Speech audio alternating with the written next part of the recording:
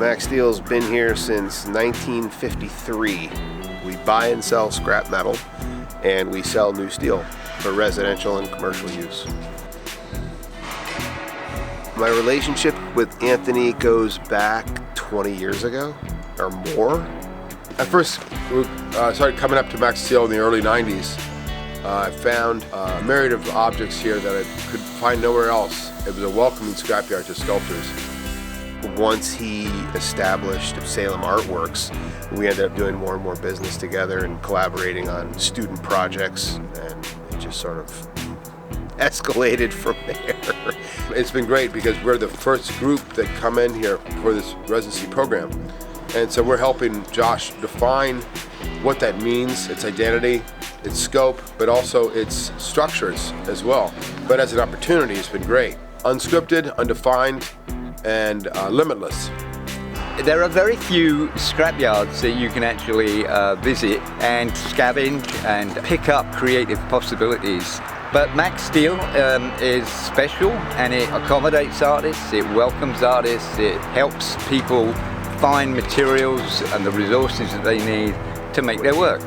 If you have any sort of historical interest in the Industrial Revolution in New England, I'd say a quick walk through Max Steel's would give you a nice indication of what things used to be like here in Vermont. And those guys, Anthony and Richard, definitely have an appreciation.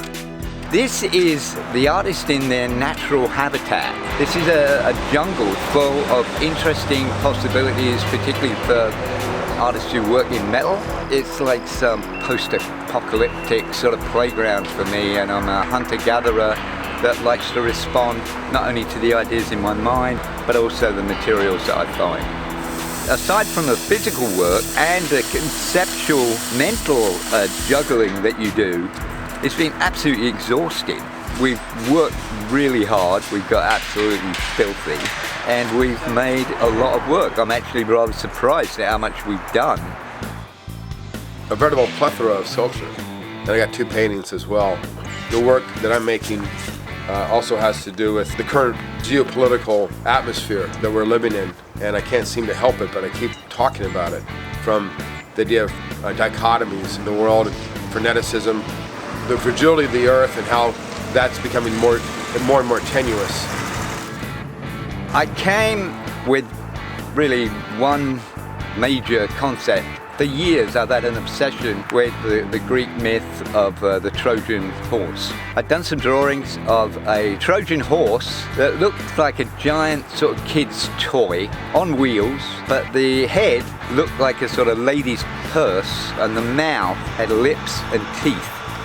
I just saw it as a wonderful opportunity to work on a larger scale than I would normally do, and to take advantage of all this abundance of material. There's a lot of solitude here. We have campers, and we have a wood stove that we got out of the piles, and that's been very comfortable. But being in a scrapyard at night it feels very, very reclusive, and you definitely feel like you're kind of hoboing it. It's not like a campground, it's the opposite. That's part of the magic, because it's about being perseverant. We sat down when this whole thing got started, and they referred to themselves as the stormtrooping guinea pigs, I think. Maybe you had heard about that. They're foraying into this whole new realm for both Max Steel and Salem Artworks, and I think so far it's been an awesome fit. The hope for us is that we can continue to host aspiring artists and sculptors and invite them into our world, and they can invite us into theirs, and in the midst of all that, some really cool art can be created, and it's looking like they're well on their way.